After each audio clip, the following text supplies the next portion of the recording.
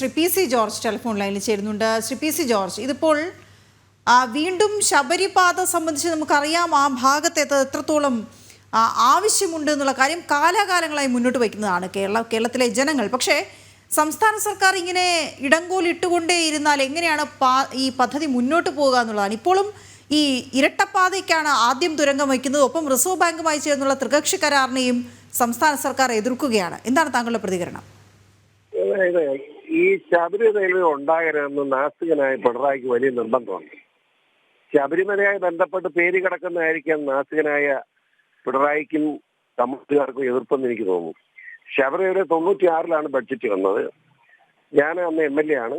ഞാൻ തന്നെ എത്ര പ്രാവശ്യം ശബരിമല വരെ നടന്നിട്ടുണ്ടെന്ന് എനിക്ക് അറിയില്ല. ശബരി റെയിൽവേ ആയിട്ട് ബന്ധപ്പെട്ട്, അതായത് ശബരി റെയിൽവേ എരുമേലി വഴിയാണ് ഉദ്ദേശിക്കുന്നത്. അത് ഉദ്ദേശിച്ച് എരുമേലിയിൽ നമ്മുടെ എഞ്ചിനീയറിംഗ് കോളേജ്, നമ്മുടെ MES കോളേജ് ഉണ്ട്. അവിടെയാണ് എരുമേലി റെയിൽവേ സ്റ്റേഷൻ നമ്മൾ ഉദ്ദേശിച്ചു തന്നത്. അത് കഴിഞ്ഞ് നേരെ പുല്ലൂർ വഴി പോകാം തിരുവനന്തപുരത്തിനാണ് ഇട്ടിരുന്നത്. വളരെ വ്യക്തമായ എസ്റ്റിമേറ്റ് വരെ എടുത്തു പോയിട്ടുള്ള സാധനമായത് ഈ പദ്ധതി. പിന്നെ എന്തിനാണ് ഈ പദ്ധതി ഇട്ടിങ്ങനെ വലിച്ചു കിട്ടുന്നത് എനിക്ക് മനസ്സിലായില്ല. കേന്ദ്ര ഗവൺമെന്റിന് എത്ര ആളെ കുറ്റം പറഞ്ഞുകൊണ്ടിരിക്കാൻ പറ്റും?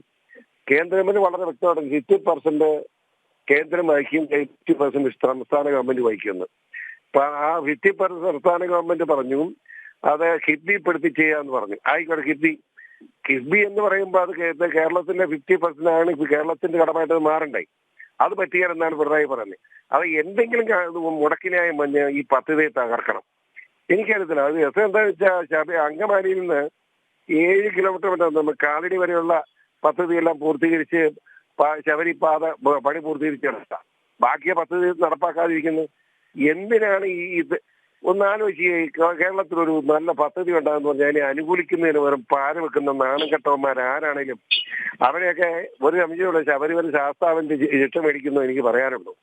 ഈ ശബരിമല ഇപ്പൊ അറിയാമല്ലോ, എല്ലാ വർഷവും ലക്ഷക്കണക്കിന് അയ്യപ്പന്മാർ എണ്ണം കൂടിക്കൊണ്ടിരിക്കുക. സർക്കാരിലേക്ക് കാശ് വരുന്നുണ്ടല്ലോ. ആ കാശ് നമുക്കറിയാം.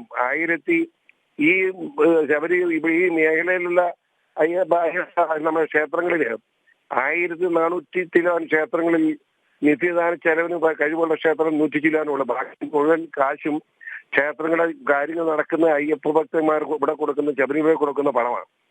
അപ്പൊ ആ നന്ദി നമ്മൾ കാണിക്കണ്ടേ? അതിന് പകരം ഈ പാരവെപ്പായിട്ട് നടന്ന് എവിടെ പോകാൻ എനിക്കറിയില്ല. ഏതായാലും പിണറായിക്ക് ബോധം ഉണ്ടാകാൻ വേണ്ടി നമുക്ക് പ്രാർത്ഥിക്കാം എന്ന് മാത്രമാണ് എനിക്ക് പറയാനുള്ളത്. കേന്ദ്ര ഗവൺമെന്റ് തയ്യാറാണ്, പണിയാൻ തയ്യാറാണ്. 50% മുടക്കാമെന്ന് പറഞ്ഞ സ്ഥിതിക്ക് അത് കേന്ദ്ര റെയിൽവേ മന്ത്രി നമ്മുടെ പച്ചയ്ക്ക് പറഞ്ഞു ഇതിന് പാരവെപ്പില്ല, പണിയണമെന്ന്. ആ നിലയ്ക്ക് ചിന്തിക്കാൻ കേരളത്തിലെ ജനങ്ങൾ പിണറായി സർക്കാരിനെ പ്രേരിപ്പിക്കണമെന്നാണ് എനിക്ക് പറയാനുള്ളത്.